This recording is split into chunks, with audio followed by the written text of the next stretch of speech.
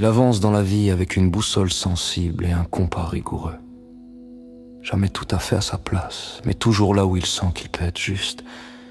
Il veut comprendre, relier, réparer, pas dominer, pas impressionner. Il n'aime pas la lumière froide du pouvoir, il préfère l'éclat discret des choses faites avec conscience.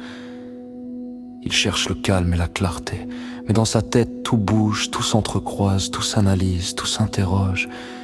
Il voudrait parfois juste être sans avoir à penser, à anticiper, à ajuster, mais c'est plus fort que lui, il voit trop, sent trop, perçoit même ce qui ne se dit pas.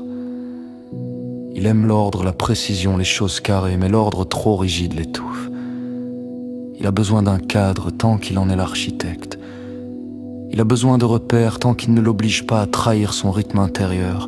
Il déteste l'inachevé, mais terminer c'est souvent douloureux parce que ça signifie renoncer à une version plus juste, plus aboutie qu'il imagine toujours possible. Alors il affine, il retouche, il repousse et parfois il abandonne.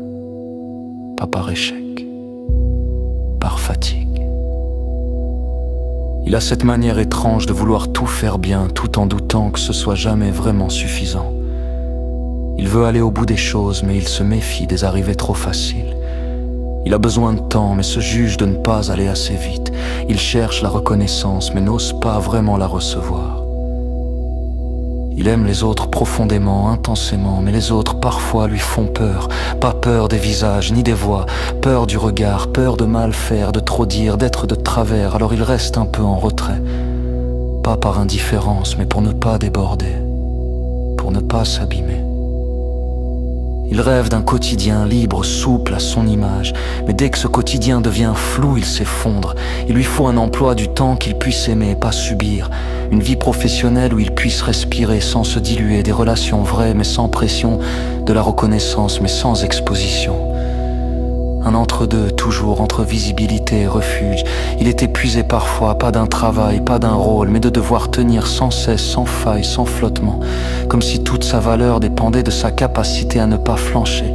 Comme si la moindre pause risquait de tout faire s'écrouler. Et pourtant il est là, présent dans l'invisible, fort dans le fragile. Il continue même lorsque tout en lui voudrait s'arrêter. Il crée même quand la lumière intérieure vacille. Il pense à demain, même quand aujourd'hui pèse trop lourd. Ce n'est pas un héros, ce n'est pas une victime. C'est quelqu'un qui lutte pour rester entier dans un monde qui divise. Quelqu'un qui veut rester fidèle à lui-même sans s'effondrer sous sa propre exigence. Quelqu'un qui cherche un équilibre entre l'intensité qu'il porte et la paix qu'il espère.